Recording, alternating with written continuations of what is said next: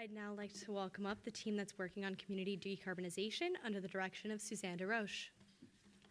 Good evening, everyone. My name is Neha Matthewson, and today I'm presenting our final briefing on community decarbonization advised by Professor Susanne DesRoches for our client, the American Council for Energy Efficient Economy, or ACEEE.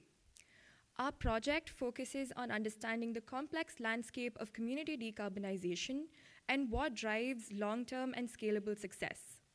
I'm going to be walking us through our research methodology, a few example case studies, key findings, and recommendations for moving forward. So let's get into it. Why is community decarbonization important? We all require electricity, heat, and fuel to live, but nearly 80% of the emissions across the US come from the power, buildings, and transportation sectors, proving this to be a key area for decarbonization. The communities that also face the highest energy burdens are also often low income and historically located in underserved neighborhoods. These communities are also the most skipped when it comes to implementing conventional climate solutions. This is where community decarbonization addresses this gap by pairing emission reductions with equity, affordability, and resilience. The goal for our project was to identify successful community decarbonization projects across the US and understand what drove it to deliver meaningful benefits. What is community decarbonization? We defined it to be a people-powered pathway that strengthens communities while advancing climate goals. As you can see on the screen, we also think it to be a two-process and outcome approach. Under the process, we define what community decarbonization is, which is through local engagement, shared decisions, collaboration, and building trust. To the right, under outcomes, we defined it to be the deliverables it gives, which is lower emissions, lower costs, economies of scale, and stronger resilience. In the middle, community decarbonization is where these two elements meet to produce meaningful and equitable climate outcomes. These are a few case studies that we looked into as projects for understanding what makes a project scalable and replicable across the US. Starting with the top left is a neighborhood geothermal loop, followed by a distributed battery storage system as an energy reduction strategy, renewables in the form of rural solar microgrids, and building retrofit projects. What becomes clear in this landscape is that there is no single fixed model for a successful project to be implemented. But despite these differences, they all share the common goal of reducing emissions while improving the quality of life for the communities that they serve. This is where our client, ACEEE, a national research organization, comes in. ACEEE is focused on advancing energy efficiency as a fast, effective, and lower method of lowering energy emissions. They also produce influential policy analysis, technical research, as well as program evaluations for cities and states.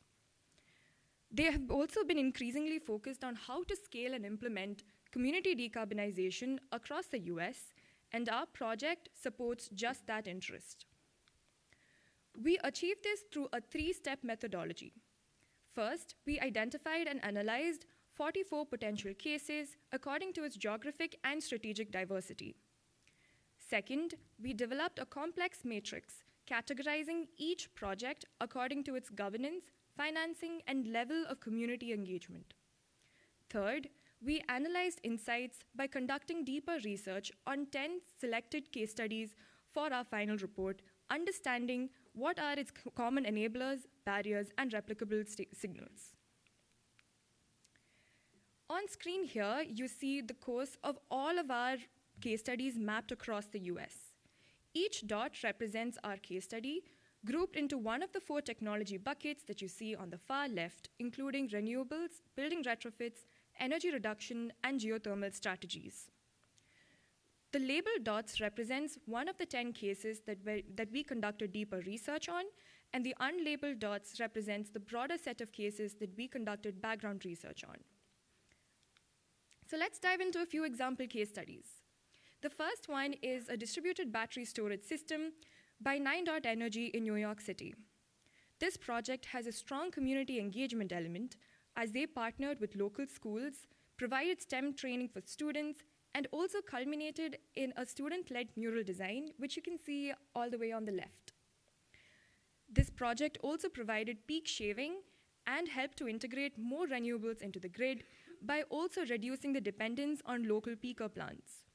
The financing for this project came through a blended finance model combined with NYSERDA incentives, ultimately resulting in a reduced bill credits for low-income customers, making this to be scalable across dense urban communities. Another strong example is the Bryant Neighborhood Building Retrofit Project located in Ann Arbor, Michigan. This project too has a strong community engagement element right from the design phase, creating more local jobs, as well as implementing a no cost for homeowners. This project also implemented a 40% reduction in greenhouse gas emissions by improving home efficiency as well as installing rooftop solar.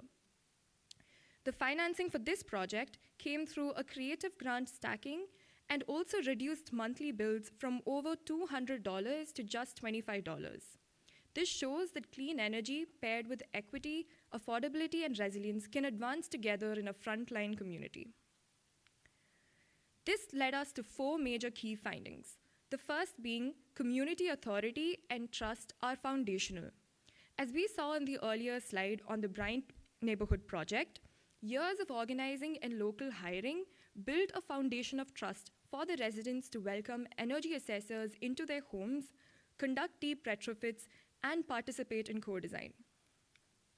Second, the importance of shared leadership. One of the case studies that we reviewed was a solar microgrid in Bronzeville. And here, beyond the technical success of the microgrid itself, it was a shared implementation and decision-making which scaled the success of this project foundationally. Third, the strongest outcomes were achieved by projects which layered clean energy with environmental co-benefits such as air quality improvements, stormwater management, and resilience hubs. In the 9 Energy program, beyond providing emissions, they also reduced the dependence on local peaker plants. This also directly improved the neighborhood air quality, reducing pollution. And finally, despite strong examples, there are still barriers that limit scale. These include regulatory hurdles, capacity gaps, and unstable funding, which slows implementation. We saw this specifically in the Alliance for Tribal Clean Energy initiative, where despite strong leadership and clear benefits, there was still interconnection and permitting costs that were involved. And thus, we developed 4 major recommendations for ACEEE and policymakers.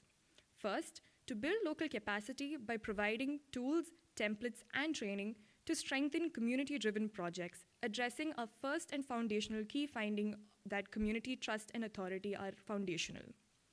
Second, we enabled diverse financing by combining government funding, private investment, and philanthropic capital as a major recommendation for us to make this successful.